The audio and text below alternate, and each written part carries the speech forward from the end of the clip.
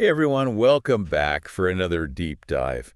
You know how much we love to unpack these thought-provoking ideas, and today is no exception. It really isn't. We're diving into this really interesting concept, winning through action, not arguments. Yeah.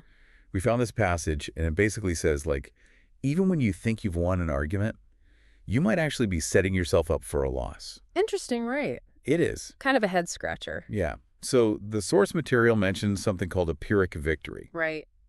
And I've heard that term, but honestly, I'm a little fuzzy on what it actually means. Okay. Yeah. Help me out here. So a Pyrrhic victory, it's basically like you win, but at such a high cost, it's practically a defeat. Okay. So you can think about it kind of like if you win a battle but lose the war. Right. So applying that to arguments, you might win the argument, quote unquote, air quotes. Right. You win the argument, but you've damaged the relationship. You've pushed the other person further away from your point of view. You've alienated them. Oh, so you're saying even if I'm right, arguing might not be the best way to get someone on my side. Exactly. And there's a lot of research on this. Like when people feel cornered in an argument, they get defensive. Right.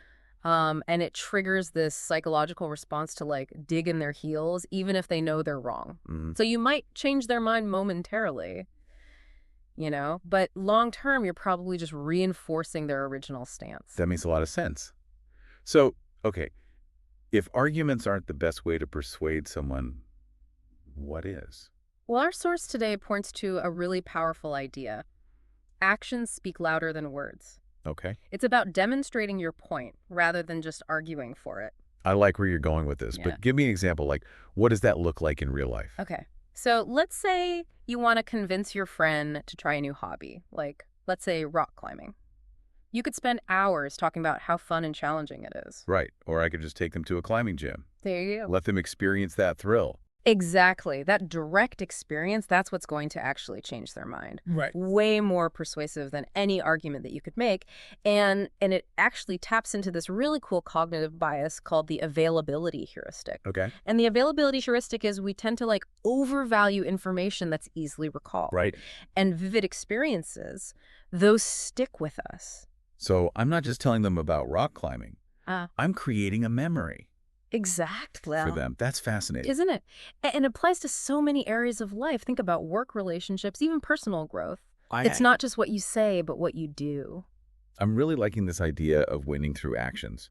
Yeah. It feels almost like a subtle art. Like there must be more to it than just doing stuff right. Oh, absolutely. So what are the nuances here? Actions can be really powerful, but they need to be aligned with your message. So for example, if you're trying to convince someone that you're trustworthy, consistently showing up on time and keeping your promises is going to be way more powerful than just saying, I'm a reliable person. So my actions become like proof of my argument. Yeah. Instead of just telling someone I'm reliable, I'm showing them. You got it. And there's a lot of research to back this up too. Like studies have shown that demonstrating competence through actions is 6 times more effective at building trust than just talking about your abilities. 6 times. Uh-huh. Okay. Yeah. Now I see the power of this. Right.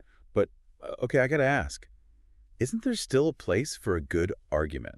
Sure. Like sometimes we need to debate ideas, right? Yeah. To get to the best solution. Of course. I mean, arguments, debates, they're essential for critical thinking and exploring different perspectives. But even in a debate, your actions can strengthen your position. Oh. So like if you're arguing for a particular policy, for example, back up your claims with data, real world examples. How's it worked elsewhere? Okay. It shows you've done your homework and you're not just talking hot air.